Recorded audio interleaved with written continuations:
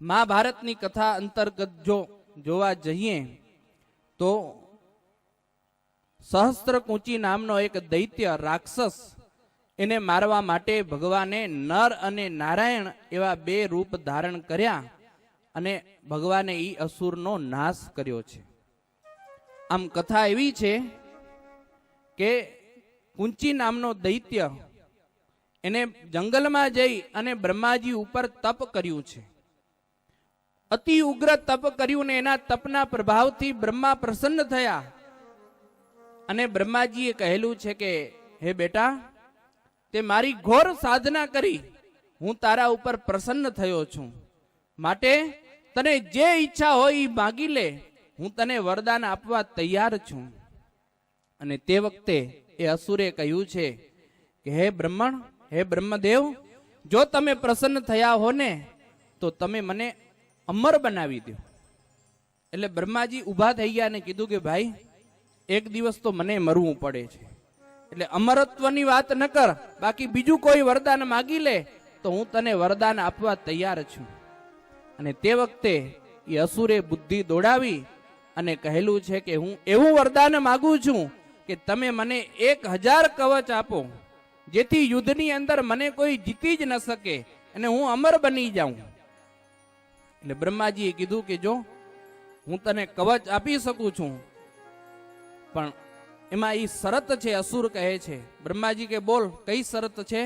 તો 1000 વર્ષ સુધી જે મનુષ્ય બ્રહ્મચર્યનું પાલન કરીને તપ કરે અને પછી મારા સાથે યુદ્ધ કરવા આવે, 1000 વર્ષ સુધી મારી સાથે યુદ્ધ કરે ત્યારે એ કવચ તૂટે.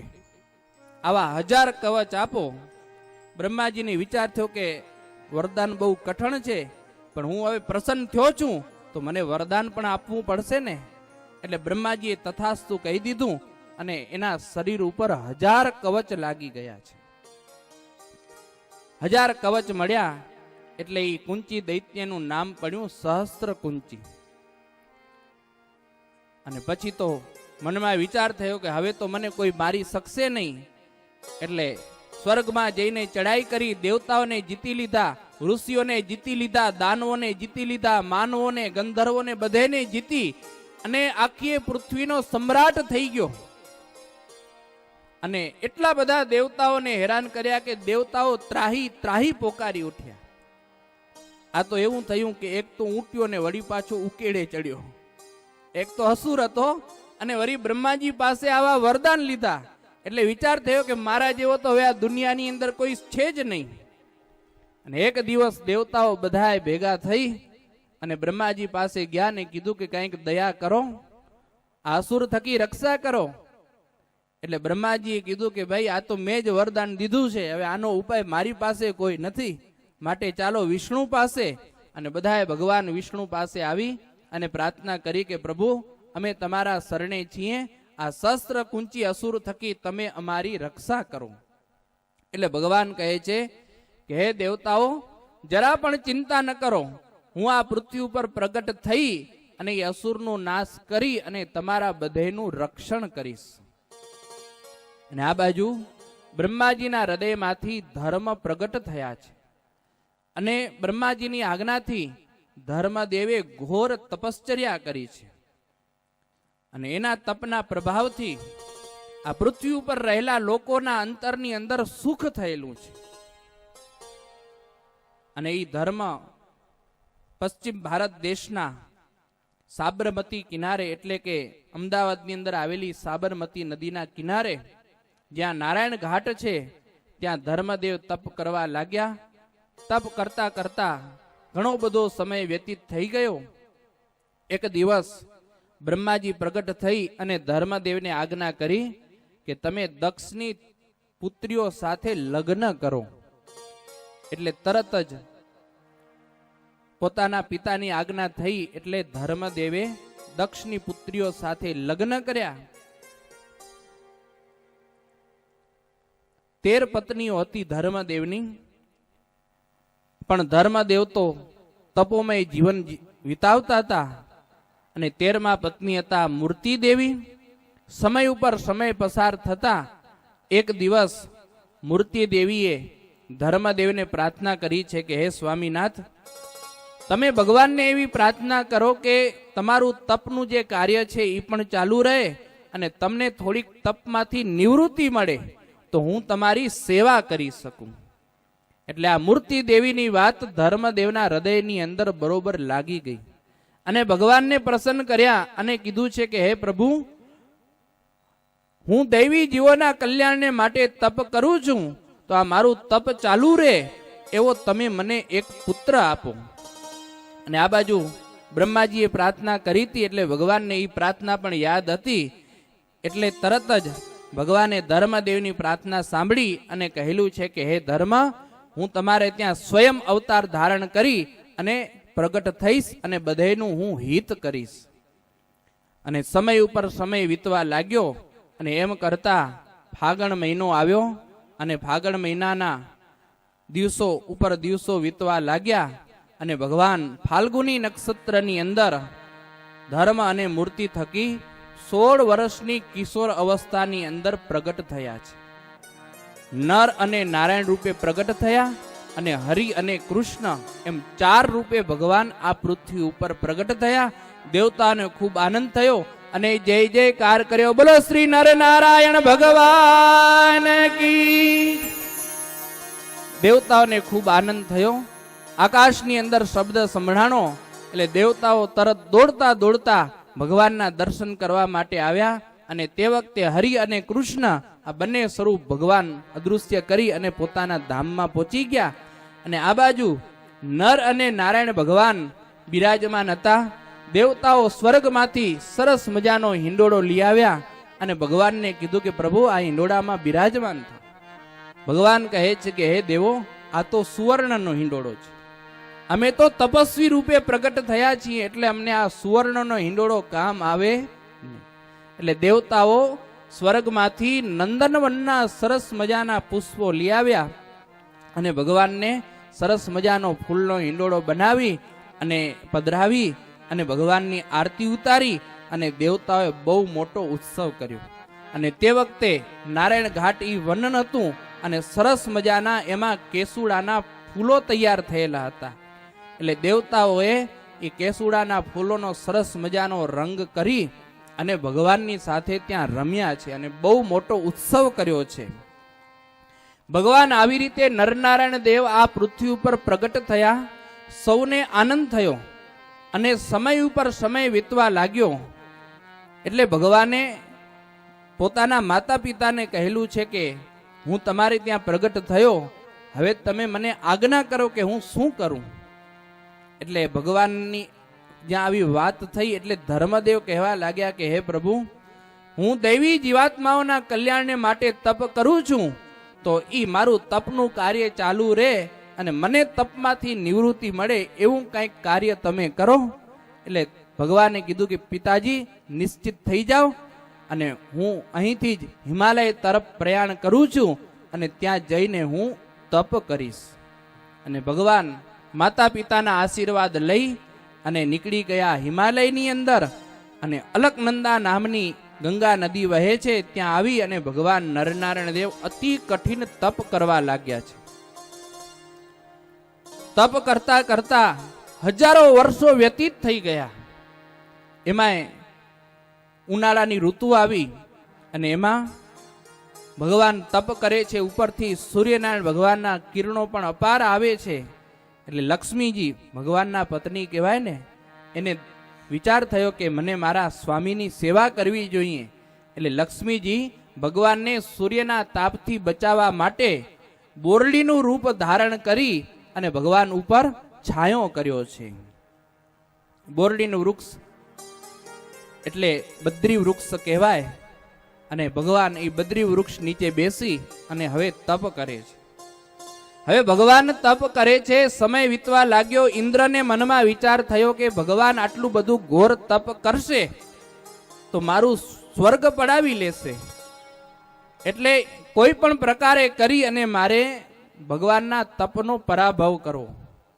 એટલે ઇન્દ્રએ વાવાઝોડું પ્રેર્યું. અતિવૃષ્ટિ કરી, અતિ તાપ કર્યો. ચારે બાજુ અગ્નિઓ પ્રગટ કરી, સિંહો આદિ હિંસક પ્રાણીઓની ગર્જના કરાવી, છતાં પણ ભગવાનની અંદર કાંઈ ફરક ન પડ્યો. ભગવાન તો એમને આંખો બંધ કરીને તપ જ કરે છે.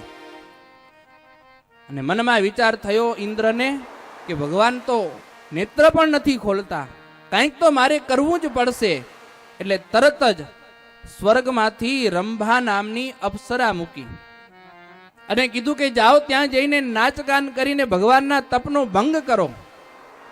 અને રંભા નામની અપ્સરા ત્યાં આવી અને નૃત્ય કરવા લાગી, જાત જાતના સંગીતો વગાડવા લાગ્યા, છતાં પણ ભગવાને આંખ ખોલી નહીં. અને મનમાં વિચાર થયો ઇન્દ્રને કે ભગવાન કોઈ પણ પ્રકારે નેત્રો હજી કેમ નથી ખોલતા. અને ત્યાં તો ભગવાને અચાનક નેત્રો ખોલ્યા અને અપ્સરા એમને ઊભી રહી ગઈ. મનમાં વિચાર થયો કે આ તપસ્વી મને શ્રાપ દઈ દેશે તો મારું પતન થઈ જશે. પણ ભગવાન નરનારાયણે કહેલું છે કે કોઈ ચિંતા ન કરો, હું જરા પણ ક્રોધ કોઈ ઉપર કરતો જ નથી. અને ભગવાને કહેલું છે કે આ કામ બીજું કોઈનું નહીં પણ ઇન્દ્રનું જ છે. મને મોહ પમાડવા માટે એને અપ્સરા મૂકી છે ને. પણ ભગવાન કહે છે કે આવી અપ્સરાઓ તો મારી પાસે ઘણી બધી. અને ભગવાને પોતાનું જમણો સાથળ હતો ને, એ સાથળમાંથી એક અપ્સરા ઉત્પન્ન કરી. ઉર્વશી નામની અપ્સરા ઉત્પન્ન કરી અને રંભાને કહ્યું કે જાઓ આ લઈ જાઓ અને આ મારા તરફથી ઇન્દ્રને ભેટ દેજો. અને જ્યાં એ ઉર્વશી નામની અપ્સરા સ્વર્ગની અંદર આવી અને આ દ્રશ્ય જોઈ અને ઇન્દ્રની ચાર આંખ થઈ ગયો કે ઘણી બધી રૂપાળી અપ્સરાઓ જોઈ પણ આના જેવી તો કોઈ મેં અપ્સરા જોઈ નથી. અને પછી ઇન્દ્રને મનમાં વિચાર થયો કે આ તો પુરુષોત્તમ નારાયણ ભગવાન છે અને આની સામે મેં આવું કર્યું. એટલે પોતે પોતાના કૃત્યથી બહુ હૃદયની અંદર ઇન્દ્રને ગ્લાનિ થઈ અને ભગવાન પાસે તમામ દેવતાઓ આવી અને પ્રાર્થના કરી અને કહેલું છે કે હે પ્રભુ માફ કરી દો, અમારી ભૂલ થઈ ગઈ, હું તમને ઓળખી ન શક્યો. અને તે વખતે ઇન્દ્રએ અને તમામ દેવતાઓએ મળી અને ભગવાન નરનારાયણ દેવની અદ્ભુત સ્તુતિ કરી. અને એવા અદ્ભુત સ્તુતિના શબ્દો છે અને એવા જ શબ્દો આપણા બ્રહ્માનંદ સ્વામીએ રજૂ કર્યા છે. એક કીર્તનના રૂપની અંદર એ શબ્દને આપણે સાંભળીએ. નર નારાયણ ગાવો રે, અવસર નહીં મળે આવો. નર નારાયણ ગાવો રે, અવસર નહીં મળે આવો. અમૃત કેરા મોડયું ખેડીને, અમૃત કેરા મોડયું ખેડીને, ઝેર બીજ સિદ્ધવાવો રે, અવસર નહીં મળે આવો. નર નારાયણ ગાવો રે, અવસર નહીં મળે આવો.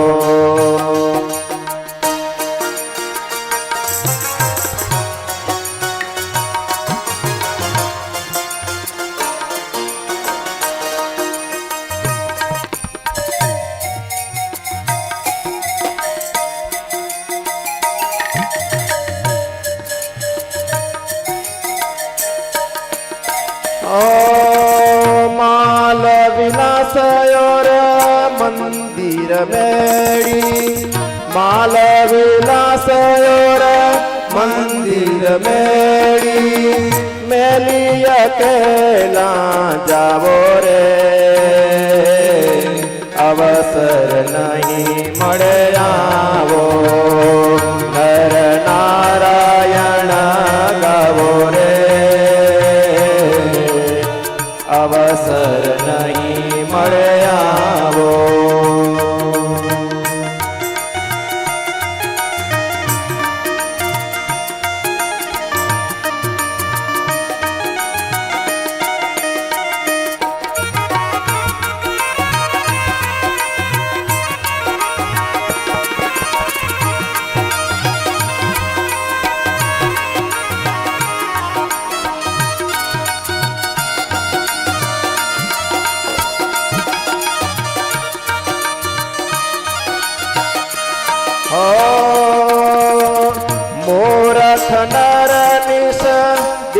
તારે માથે, મૂરખ નર નિશ દિન તારે માથે, થાય છે કર્મ ભરાવો રે, અવસર નહીં મળે આવો, નર નારાયણ ગાવો રે, અવસર નહીં મળે આવો.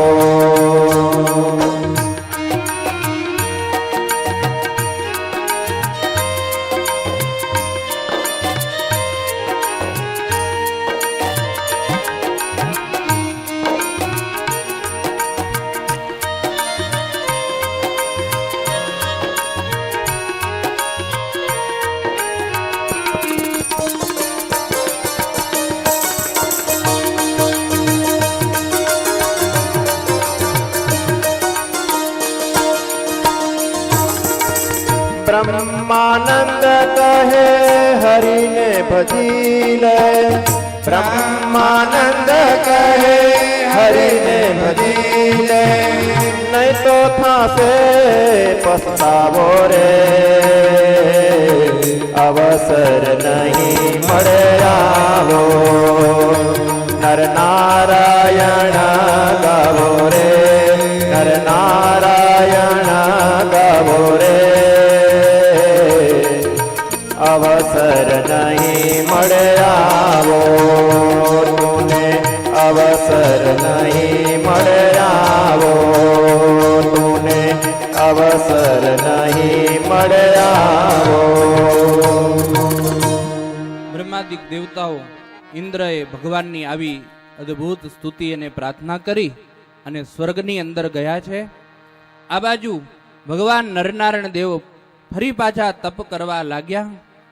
ઘણો બધો સમય વ્યતીત થઈ ગયો અને આ બાજુ બ્રહ્માજીના વરદાનથી મદોન્મત થયેલો એવો સહસ્ત્ર કુંચી દૈત્ય એ ભગવાન નરનારાયણ પાસે આવી અને ભગવાનને હેરાન કરવા લાગ્યો છે. ત્યારે ભગવાન ઊભા થયા એટલે તરત જ સહસ્ત્ર કુંચી કહેવા લાગ્યો કે મારી સાથે યુદ્ધ કરો. અને ભગવાન તો બધું જાણતા જ હતા કે આ તો બ્રહ્માજીના વરદાનથી મદોન્મત થયેલો છે, એટલે તરત જ ભગવાન નારાયણ એમની સાથે યુદ્ધ કરવાની શરૂઆત કરી છે. અને એમ કરતા તો યુદ્ધ શરૂ થયું. ભગવાન નારાયણ યુદ્ધ કરે છે અને આ બાજુ નર ભગવાન તપ કરે છે. યુદ્ધ કરતા કરતા 1000 વર્ષ વ્યતીત થઈ ગયા. 1000 વર્ષ વ્યતીત થયા અને એક કવચ ભગવાને તોડી નાખ્યું. અને અસુરના મનમાં વિચાર થયો હશે એક કવચ તો ગયું, હજી તો 999 બાકી જ છે ને. અને તરત જ ભગવાન પાછા પધાર્યા હો. એટલે આશ્ચર્ય થયો કે આ બે ભાઈ એવા ને એવા ઓળખાણા નહીં અસુરને.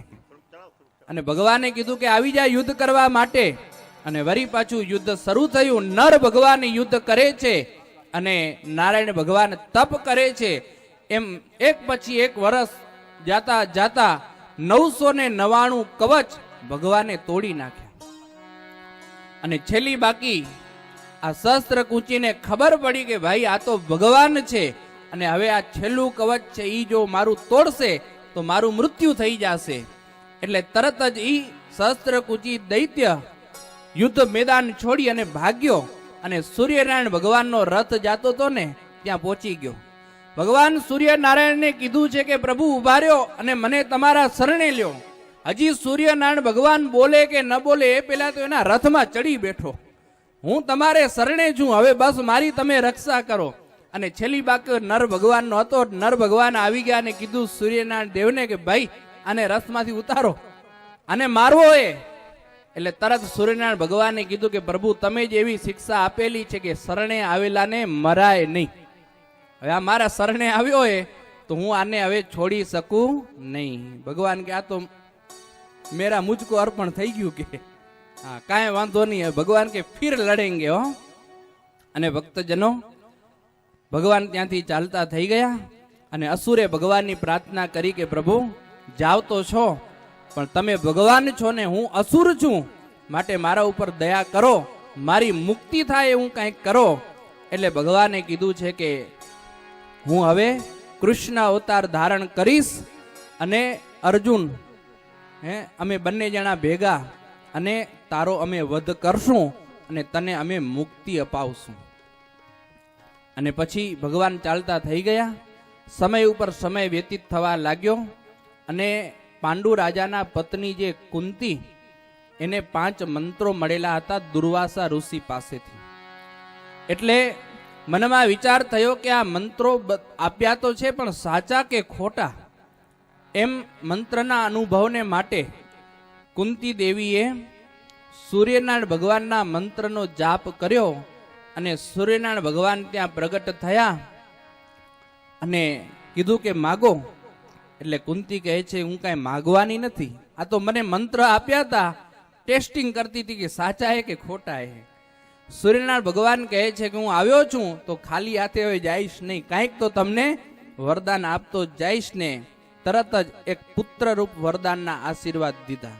પણ ભક્તજનો, તમને ખબર છે કે કુંતાજીના લગ્ન થયા નતા, એથી મોર આ આશીર્વાદ મળ્યા અને કુંતાજીને ત્યાં ગર્ભ રહ્યો છે પેટમાં. જો ભક્તજનો, એક વાત અહીં એવી કહીશ કે માનું પેટ, માનું જે ઉદર છે ને એમાં એટલી તાકાત છે કે ઈ સહસ્ત્રકુંચી દૈત્ય એને સૂર્યનારાયણ ભગવાને કુંતાજીના ઉદરની અંદર મૂક્યો છે. હતો કોણ? અસુર હતો, પણ માના કુખની અંદર આવ્યો અને કુંતાજીનું ભજન ભક્તિ જે કાંઈ કયો કે એના સંસ્કાર કયો કે ઈ દૈત્ય હતો, અસુર હતો, જન્મ થયો અને એનું નામ કર્ણ પડ્યું. પણ ઈ કેવો કહેવાણો? દાનવીર કહેવાણો. કેવો કહેવાણો? દાનવીર કહેવાણો. અસુર હતો છતાં પણ દાનવીર કહેવાણો. અને પછી તો જ્યારે મહાભારતનું યુદ્ધ થયું, ભગવાનને ખબર હતી કે 1000 વર્ષ સુધી મારે એની સાથે તપ કરવું પડે ને પછી એની સાથે લડી શકાય, તો હવે તો તપ કરવા જઈશ એટલો સમય નથી. એટલે ઇન્દ્રને તૈયાર કર્યા અને કીધું કે જાઓ સંન્યાસીના રૂપની અંદર અને તમે એની પાસે કવચ અને કુંડળ માગી આવો.